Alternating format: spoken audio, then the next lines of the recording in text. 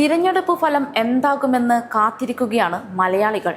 ആര് വാഴും ആര് വീഴുമെന്നൊക്കെ നമുക്ക് വഴിയെ അറിയാം. ജനഹിതമറിയാം എന്ന പരിപാടിയുമായി ഇപ്പോൾ നമ്മളുള്ളത് തലശ്ശേരിയിലാണ്. തലശ്ശേരി നിയോജക മണ്ഡലത്തിലെ UDF സ്ഥാനാർത്ഥി KP സാജുവാണ് ഇന്നത്തെ നമ്മുടെ അതിഥി.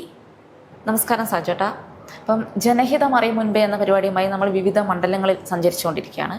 എൻ്റെ ആദ്യത്തെ ചോദ്യം ഇതാണ്: തലശ്ശേരി മണ്ഡലം ഇത്തവണ UDFന്റെ കൈ പിടിക്കുമോ? ഞങ്ങളുടെ മുദ്രാവാക്യം അതായിരുന്നു, തലശ്ശേരി കൈ പിടിക്കും. അതായത് തലശ്ശേരിയുടെ ചരിത്രത്തിൽ ഇതുവരെ ഒരു തവണ, അതും ഇടതുപക്ഷമാണ് തലശ്ശേരിയുടെ ചരിത്രത്തിൽ മുഴുവൻ ജയിച്ചിട്ടുള്ളത്, ഒരു തവണ NE ബൽറാം CPI സ്ഥാനാർത്ഥി കോൺഗ്രസിനോടൊപ്പം മത്സരിച്ച് ജയിച്ചിട്ടുണ്ട്. ബാക്കി എല്ലാ പ്രാവശ്യവും ഇടത് മുന്നണി എന്നുള്ള നിലയിൽ തന്നെയാണ് ജയിച്ചിട്ടുള്ളത്. ആ തെരഞ്ഞെടുപ്പുകളൊക്കെ അപേക്ഷിച്ച് ഈ തെരഞ്ഞെടുപ്പിൽ തലശ്ശേരി കൈ പിടിക്കാനുള്ള എല്ലാ അനുകൂല ഘടകങ്ങളും ഒത്തുവന്നൊരു തെരഞ്ഞെടുപ്പാണ്. ഈ അനുകൂല ഘടകങ്ങളെല്ലാം വോട്ടായി മാറും എന്നാണ് എൻ്റെ വിശ്വാസം. തലശ്ശേരിക്ക് നിരവധി പ്രശ്നങ്ങളുണ്ടെന്ന് പറയുന്നു സാജുട്ടെ. അപ്പോൾ എന്തൊക്കെ മാറ്റങ്ങളാണ് ഇതിൽ കൊണ്ടുവരാൻ സാധിക്കുക? തലശ്ശേരി ഒരു കാഴ്ചപ്പാടാണ്, ശരിക്കും നമുക്ക് വേണ്ടത് കാഴ്ചപ്പാടുകളാണ്. ഒരു നാട്ടിൽ എന്തൊക്കെ മാറ്റങ്ങൾ ഉണ്ടാക്കാൻ സാധിക്കുമെന്നുള്ളതിനെ കുറിച്ചുള്ള കാഴ്ചപ്പാടുകൾ. ഒരേ ആളുകൾ, ഒരേ മുന്നണികൾ, ഒരേ പാർട്ടി തന്നെ ജയിച്ചു വരുമ്പോൾ ഒരുപക്ഷെ ആ പാർട്ടിയെ സംബന്ധിച്ചിടത്തോളം പാർട്ടി നിയന്ത്രണത്തിലാണ് എപ്പോഴും ഉണ്ടാവുക. ഏത് വികസനം നടക്കുമ്പോഴും പാർട്ടിയുടെ തീരുമാനം എന്താണോ അതാണ് നടപ്പിലാക്കുക. അതിനപ്പുറം കാഴ്ചപ്പാട് എന്ന് പറയുന്ന ഒരു സംഗതി ഉണ്ടാവില്ല. അപ്പോൾ ഒരു പാർട്ടിയുടെ കാഴ്ചപ്പാട് തന്നെയാണ് നടപ്പിലാക്കുന്നത്. അതുകൊണ്ടാണ് തലശ്ശേരിക്ക് മാറ്റമില്ലാത്തത്. അതേസമയം കാഴ്ചപ്പാടുള്ള ആളുകൾ അല്ലെങ്കിൽ മുന്നണികൾ വരുമ്പോൾ തീർച്ചയായും തലശ്ശേരിയുടെ ഇന്നത്തെ സാഹചര്യത്തിൽ ഒരു മാറ്റം വരും എന്ന കാര്യത്തിൽ ഒരു തർക്കവുമില്ല. ഞാൻ ഉദ്ദേശിക്കുന്നത്, ജയിച്ചു വന്നാൽ ഈ നാടിനെ പറ്റി അറിയാവുന്ന ഒരുപാട് ആളുകളുണ്ട്. ഈ നാട്ടിൻ്റെ ചരിത്രം അറിയാവുന്നവർ, ഈ നാട്ടിൽ എങ്ങനെയൊക്കെ മാറ്റങ്ങൾ ഉണ്ടാക്കാൻ സാധിക്കുമെന്നറിയാവുന്ന ആളുകൾ, അവരെയൊക്കെ കൂട്ടിച്ചേർത്തുകൊണ്ട് ഒരു മാസ്റ്റർ പ്ലാൻ ഉണ്ടാക്കുക എന്നുള്ളതാണ്. അടിസ്ഥാനപരമായി ഈ നാടിന് കാര്യമായ മാറ്റങ്ങളും ഒന്നും ഉണ്ടാക്കാൻ സാധിച്ചില്ല എന്നുള്ളതാണ്. അത് മാറ്റണം. നിങ്ങളിപ്പോൾ തലശ്ശേരി നാരങ്ങാപ്പുറം നമ്മുടെ പഴയ മണവാട്ടി ജംഗ്ഷൻ ഒന്ന് നോക്കണം. എത്ര കാലമായി അവിടെ വർക്ക് നടക്കുന്നു? ഒരു ചെറിയ വർക്കാണ്. ആ വർക്ക് ഇപ്പോഴും പൂർത്തിയായിട്ടില്ല. ചെറിയ വർക്ക് പോലും പൂർത്തിയാക്കാൻ പറ്റാത്ത ആളുകൾ എന്ന് പറയുമ്പോൾ കാഴ്ചപ്പാടില്ലാത്ത, വികസന കാഴ്ചപ്പാടില്ലാത്ത കാര്യമാണ് അതിൻ്റെ അടിസ്ഥാന ഘടകം. തീർച്ചയായും വികസന കാഴ്ചപ്പാടുണ്ടാകും. ഈ നാടിന് എന്താണോ ഗുണകരമായ മാറ്റം ഉണ്ടാക്കാൻ സാധിക്കുക, ആ മാറ്റത്തിന് വേണ്ടി ഉറച്ച നിലപാടുകളുമായി മുന്നോട്ട് പോകും. നിലവിലെ UDF ക്യാമ്പ് വലിയ ആത്മവിശ്വാസത്തിലാണ്. ഇപ്പം മുഖ്യമന്ത്രി സ്ഥാനത്തിനായുള്ള ചർച്ചകളും തർക്കങ്ങളും വരെ നടക്കുന്നുണ്ട്. എന്താണ് അഭിപ്രായം? തീർച്ചയായും. കാരണം 10 വർഷക്കാലത്തെ ഇടതുപക്ഷ ജനാധിപത്യ മുന്നണിയുടെ ഭരണത്തിൽ മനംനൊന്ത് നിൽക്കുന്ന കേരളത്തിലെ ജനങ്ങൾ ഐക്യജനാധിപത്യ മുന്നണിക്ക് അനുകൂലമായി വോട്ട് രേഖപ്പെടുത്തുമെന്ന കാര്യത്തിൽ ഒരു തർക്കവുമില്ല.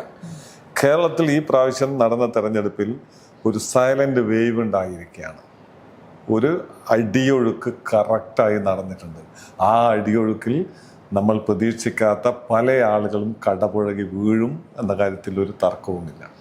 പ്രതിപക്ഷ നേതാവ് പറഞ്ഞിട്ട് 100+. പ്രതിപക്ഷ നേതാവ് കഴിഞ്ഞ കാലങ്ങളിൽ നടന്ന ഉപതെരഞ്ഞെടുപ്പുകളിലൊക്കെ പറഞ്ഞത് യാഥാർത്ഥ്യമായിട്ടുണ്ട്. ഈ തെരഞ്ഞെടുപ്പിലും 100+ലേക്ക്. അതെ, അത്രയും ആത്മവിശ്വാസമാണ്. വനവാസം എന്ന് പറയുന്നത് അത്രയും ആത്മവിശ്വാസത്തിൽ ഒരു നേതാവ് പറയുക എന്ന് പറഞ്ഞാൽ അത് അണികൾക്ക് കൊടുക്കുന്ന സന്ദേശം വ്യക്തമാണ്. ആത്മവിശ്വാസം ഉണ്ടാക്കുന്ന സന്ദേശമാണ്. തീർച്ചയായിട്ടും 100+ ഉണ്ടാകും, അതിലൊരു തർക്കവുമില്ല. കേരളത്തിൽ 4-ാം തീയതിക്ക് ശേഷം കേരളം ഭരിക്കുന്നത് ഐക്യ ജനാധിപത്യ മുന്നണിയായിരിക്കും എന്ന കാര്യത്തിൽ ഒരു തർക്കവും. പാർട്ടിക്കുള്ളിലൊരു തർക്കം ഇപ്പം നടക്കുന്നുണ്ട്. ഇപ്പൊ UDFന്റെ ഒരു ശക്തിയാണ് ഈ ഘടകകക്ഷികൾ എന്ന് പറയുന്നു. അതേസമയം UDFന് ഇതേപോലെ സ്ഥാനമാനങ്ങൾ വരുമ്പോൾ UDFന് ഒരു തലവേദനയും കൂടിയാണ് ഈ ഘടകകക്ഷികൾ. പാർട്ടിയിൽ തർക്കം നടക്കുന്നതിൽ തെളിവെന്താ? പാർട്ടിയുടെ KPCC പ്രസിഡന്റ് പറഞ്ഞിട്ടുണ്ടോ? പാർട്ടിയുടെ ഹൈക്കമാൻഡ് എന്തെങ്കിലും പറഞ്ഞിട്ടുണ്ടോ? പാർട്ടിയുടെ ഉത്തരവാദപ്പെട്ട ആരെങ്കിലും എന്തെങ്കിലും പറഞ്ഞിട്ടുണ്ടോ? എന്താണ് പറഞ്ഞിരിക്കുന്നത്? ചില ആളുകൾ അവരുടെ അഭിപ്രായം പറഞ്ഞിട്ടുണ്ട്. അതൊന്നും തർക്കത്തിന് പ്രസക്തിയേ ഇല്ല. ഐക്യജനാധിപത്യ മുന്നണി അധികാരത്തിൽ വന്നാൽ ഹൈക്കമാൻഡ് പറഞ്ഞിട്ടുണ്ട് 24 മണിക്കൂറിനകം മുഖ്യമന്ത്രിയെ പ്രഖ്യാപിക്കും. ആ പ്രഖ്യാപിക്കുന്ന ആൾ മുഖ്യമന്ത്രിയാകും. അതാരാണ് എന്നുള്ള ഒരു ചോദ്യത്തിനും പ്രസക്തിയില്ല. കൃത്യമായി അതിന് യോഗ്യനായ ഒരാളെ തന്നെ ആ സ്ഥാനത്തേക്ക് കൊണ്ടുവരും. അസ്വാരസ്യങ്ങളൊക്കെ പറയുമ്പം നമുക്ക് കണ്ണൂരിൽ തന്നെയുള്ള ഒരു ശക്തനായ നേതാവായിരുന്നു K. സുധാകരൻ. അപ്പം സുധാകരൻ്റെ വിഷയത്തിൽ പാർട്ടിക്ക് വീണ്ടും തർക്കങ്ങൾ ഉണ്ടാകുന്നുണ്ട്. ഇപ്പോൾ ഇലക്ഷന് ശേഷവും വീണ്ടും വന്നിട്ടുണ്ടായിരുന്നു. അദ്ദേഹത്തിൻ്റെ കൂടെ ഉള്ളവർ തന്നെ മാധ്യമങ്ങൾക്ക് മുന്നിൽ പറയുന്നുണ്ടായിരുന്നു സ്ഥാനമാനങ്ങൾ കിട്ടിയില്ല എന്നത്. അപ്പം അതേക്കുറിച്ച് എന്താണ്? അതേക്കുറിച്ച് അഭിപ്രായം പറയാൻ ഞാൻ ആളല്ല. കാരണം അദ്ദേഹം നേരിട്ടത് ഇതുവരെ പറഞ്ഞിട്ടില്ല. അദ്ദേഹം ഒരിക്കലും തനിക്ക് കിട്ടാത്ത ഒരു സ്ഥാനമാനത്തെക്കുറിച്ച് ഒരു അഭിപ്രായവും ഒരു മാധ്യമത്തിലും പറഞ്ഞിട്ടില്ല. കൂടെ നിൽക്കുന്ന ആളുകൾ എന്താണ്, അത് ഓരോരുത്തരും അവരുടേതായ അഭിപ്രായമാണ്. പാർട്ടിയുടെയോ അദ്ദേഹത്തിൻ്റെയോ അഭിപ്രായം അദ്ദേഹം എവിടെയും അങ്ങനെ തുറന്ന് പറഞ്ഞില്ല. അദ്ദേഹത്തെ അവഗണിച്ചു എന്ന കാര്യം അദ്ദേഹം പറഞ്ഞിട്ടേ ഇല്ല.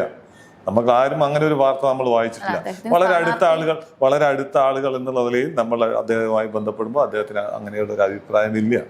പ്രഖ്യാപനം വൈകിയിരുന്നല്ലോ, സ്ഥാനാർത്ഥി പ്രഖ്യാപനം കണ്ണൂരിലെ. അതെ, ആ സ്ഥാനാർത്ഥി പ്രഖ്യാപനം വൈകുമ്പോഴും അദ്ദേഹം പരസ്യമായിട്ട് എവിടെയും അത് പ്രതികരണം വന്നിട്ടില്ല. അദ്ദേഹം പാർട്ടിയുടെ ഹൈക്കമാൻഡുമായി ചർച്ച ചെയ്ത് എങ്ങനെയാണ് ഈ പ്രശ്നം പരിഹരിക്കുക എന്നുള്ളതിനെ കുറിച്ച് ആലോചിച്ചു. ഹൈക്കമാൻഡ് ഒരു തീരുമാനം പറഞ്ഞു. അദ്ദേഹം ഒരു കോൺഗ്രസ്സുകാരൻ എന്നുള്ള നിലയിൽ അതിനെ അംഗീകരിച്ചുകൊണ്ട് നിലകൊണ്ടു. എല്ലാ എന്റെ പ്രചരണത്തിനും വന്നു. കണ്ണൂരിൽ അദ്ദേഹം പ്രചരണം നയിച്ചിട്ടുണ്ട്. ഒരു പ്രഖ്യാപനം നടന്നു കഴിഞ്ഞാൽ അനുസരണയുള്ള ഉത്തമ ബോധ്യമുള്ള ഒരു കോൺഗ്രസ്സുകാരൻ അതിനോടൊപ്പം നിൽക്കും. അതിലൊരു തർക്കവും വേണ്ട. അത് ആരായാലും നിൽക്കും. ഇപ്പോൾ UDF 100-ന് മേലെ എന്ന് പറയുമ്പോൾ പോലും വയനാട് വിഷയം ഒരു വിലങ്ങ് തടിയല്ലേ? കാരണം ശബരിമല വിഷയത്തിൽ UDF പാരഡി ഗാനം ഇറക്കി ഹിറ്റായിരുന്നു. അതേപോലെ വയനാട് വിഷയത്തിലും LDF പാരഡി ഗാനം ഇറക്കി അതും ഹിറ്റായി മാറിയിട്ടുണ്ടായിരുന്നു. പാരഡി ഗാനം അല്ലല്ലോ ഒരു തെരഞ്ഞെടുപ്പിൻ്റെ കൃത്യമായിട്ടുള്ള കാര്യങ്ങളിലേക്ക് കൊണ്ടുപോകുന്നത്. LDFന് ഈ തെരഞ്ഞെടുപ്പിൽ ഒരു കാര്യവും പറയാനില്ല. LDFന് UDFനെതിരെയോ അല്ലെങ്കിൽ UDF ഉന്നയിക്കുന്ന രാഷ്ട്രീയത്തെക്കുറിച്ചോ ഒരു കാര്യവും പറയാനുണ്ടായിരുന്നില്ല. ഇന്നലെ കഴിഞ്ഞ ദിവസം ഒരു വാർത്ത കണ്ടു. വാർത്ത വായിച്ചോന്ന് എനിക്കറിയില്ല. എന്താ വാർത്ത? വയനാടിൽ സർക്കാർ നിർമ്മിച്ച് നൽകിയ വീട് അടർന്ന് വീഴുന്നു. എത്ര വിഷുവിന് മുമ്പ് മുഴുവൻ ആളുകൾക്കും വീടിൽ കടന്നുറങ്ങാനുള്ള സാഹചര്യം ഉണ്ടാക്കുമെന്നാണ് പറഞ്ഞത്. എത്ര ആളുകൾക്ക് വീട് കൊടുത്തു? തെരഞ്ഞെടുപ്പ് സ്റ്റണ്ടാണല്ലോ. അവർ കൊടുത്തിരിക്കുന്ന വീടെന്താണ്? ഈ നാട്ടിലെ ജനങ്ങൾ നൽകിയ പണം ഉപയോഗിച്ചാണ് അവർ വീടുണ്ടാക്കുന്നത്. സർക്കാർ എന്ന് പറയുന്നത് ഏതെങ്കിലും ഒരു പാർട്ടിയുടെ മാത്രം ഘടകമല്ല. ഈ നാട്ടിലെ ജനങ്ങൾ അവിടെ ദുരിതമനുഭവിക്കുന്ന ആളുകൾക്ക് നൽകിയ പൈസയിൽ നിന്ന് എടുത്തിട്ടാണ് കൊടുക്കുന്നത്. അതൊരു വീടിന് എത്ര പൈസ ചെലവഴിച്ചു എന്നുള്ളതിന്റെ കണക്കൊക്കെ വരാൻ പോകുന്നുണ്ട്. എങ്ങനെയാണ് ഒരാളും കയ്യിൽ കൊടുത്തത് എന്നുള്ളതും അതിന്റെ എസ്റ്റിമേറ്റിനെ കുറിച്ചും അതിന്റെ ഫിറ്റ്നസിനെ കുറിച്ചും ഒക്കെ വാർത്ത ഇനി വരാൻ പോകുന്ന വിവരങ്ങൾ പുറത്തു വരാൻ പോകുന്നതേ ഉള്ളൂ. കോൺഗ്രസ് സ്വീകരിച്ച ജനങ്ങളിൽ നിന്ന് വാങ്ങിച്ച ഫണ്ട് ഉപയോഗിച്ച് കോൺഗ്രസ് സ്ഥലം എടുത്തിട്ടുണ്ട്. ആ സ്ഥലത്ത് വീട് നിർമ്മാണം ആരംഭിക്കുകയാണ്. ആ വീട് നിർമ്മാണം കൃത്യമായി ആളുകളിലേക്ക് എത്തുന്ന രൂപത്തിൽ തന്നെ മുന്നോട്ട് പോകും. അതൊന്നും ഈ തെരഞ്ഞെടുപ്പിൽ ഏസിയിട്ടേ ഇല്ല. ഇപ്പം സാജുവേട്ടൻ പഠനകാലം മുതൽ KSUവിലൊക്കെ ഉണ്ടായിരുന്നു. അപ്പോൾ പണ്ട് മുതൽ ഇത്തരത്തിൽ പ്രവർത്തിച്ചു വരുന്നതാണ് പാർട്ടിക്ക് വേണ്ടിയിട്ട്. ഇത് തിരഞ്ഞെടുപ്പിന് അനുകൂലമായിട്ടുണ്ടോ? തീർച്ചയായിട്ടും അനുഭവ പാരമ്പര്യം. ഞാൻ നല്ല അനുഭവങ്ങൾ എനിക്കുണ്ടായിട്ടുണ്ട്. ഒരുപാട് തെരഞ്ഞെടുപ്പുകളിൽ ചീഫ് ഏജൻ്റായും ഒരു തെരഞ്ഞെടുപ്പിൻ്റെ മുഖ്യ സംഘാടകനായും ഒരുപാട് തെരഞ്ഞെടുപ്പുകളിൽ ഞാൻ നിന്നിട്ടുണ്ട്. അപ്പോൾ ആ ഒരു എക്സ്പീരിയൻസ് എന്നെ സംബന്ധിച്ചിടത്തോളം ഈ തെരഞ്ഞെടുപ്പിൽ തലശ്ശേരിയിൽ പ്രവർത്തിക്കാൻ നല്ല രീതിയിലുള്ള ഒരു പ്രവർത്തനം മുന്നോട്ട് കൊണ്ടുപോകാനുള്ള ഒരു എക്സ്പീരിയൻസ് എന്നെ സഹായിച്ചിട്ടുണ്ട്. ജനഹിതം അറിയും മുൻപേ എന്ന പരിപാടിയുമായി ഇപ്പോൾ നമ്മോടൊപ്പം സംസാരിച്ചത് തലശ്ശേരി മണ്ഡലം UDF സ്ഥാനാർത്ഥി KP സാജു ആണ്. അദ്ദേഹം നമ്മോട് മണ്ഡലത്തിലെ ഇനി വരാനിരിക്കുന്ന വികസനങ്ങളും അദ്ദേഹത്തിൻ്റെ കാഴ്ചപ്പാടും ഒക്കെയാണ് സംസാരിച്ചത്. ഒരുപാട് തിരക്കുകൾക്കിടയിലും നമ്മോട് സഹകരിച്ചിട്ടുണ്ട്. അപ്പം നന്ദി സാജുട്ടാ. Okay, thanks. നമസ്കാരം. AG gold Vishu Akshaya Tritiya special ഓഫറുകൾ. ഐശ്വര്യത്തിന്റെയും സമൃദ്ധിയുടെയും ഈ ശുഭദിനങ്ങളിൽ നിങ്ങളുടെ സ്വർണ്ണ പർച്ചേസ് കൂടുതൽ ലാഭകരമാക്കൂ. പ്രത്യേക ഓഫറുകളും സമ്മാനങ്ങളും നിങ്ങളെ കാത്തിരിക്കുന്നു. ഓരോ 1 പവൻ സ്വർണ്ണാഭരണങ്ങൾ പർച്ചേസ് ചെയ്യുമ്പോഴും ഗോൾഡ് കോയിൻ സമ്മാനം. ഡയമണ്ട് ആഭരണങ്ങൾക്ക് പണിക്കൂലിയിൽ 40% വരെ ഡിസ്കൗണ്ട്. ഓരോ 50,000 രൂപ ഡയമണ്ട് പർച്ചേസിനും ഗോൾഡ് കോയിൻ സമ്മാനം. 5 പവനിൽ കൂടുതൽ കൽക്കത്ത, ആന്റിക്, ചെട്ടിനാട് നഗാസ് ആഭരണങ്ങൾക്ക് പണിക്കൂലിയിൽ പ്രത്യേക ഡിസ്കൗണ്ട്. പഴയ സ്വർണം മാറ്റി വാങ്ങുമ്പോഴും ഈ പ്രത്യേക ഡിസ്കൗണ്ട് ലഭ്യമാണ്. അക്ഷയ തൃതീയയ്ക്ക് അഡ്വാൻസ് ബുക്കിംഗ് ആരംഭിച്ചു. ഈ ശുഭദിനങ്ങളിൽ നിങ്ങളുടെ ഓരോ പർച്ചേസും AG ഗോൾഡിൽ നിന്നാവട്ടെ.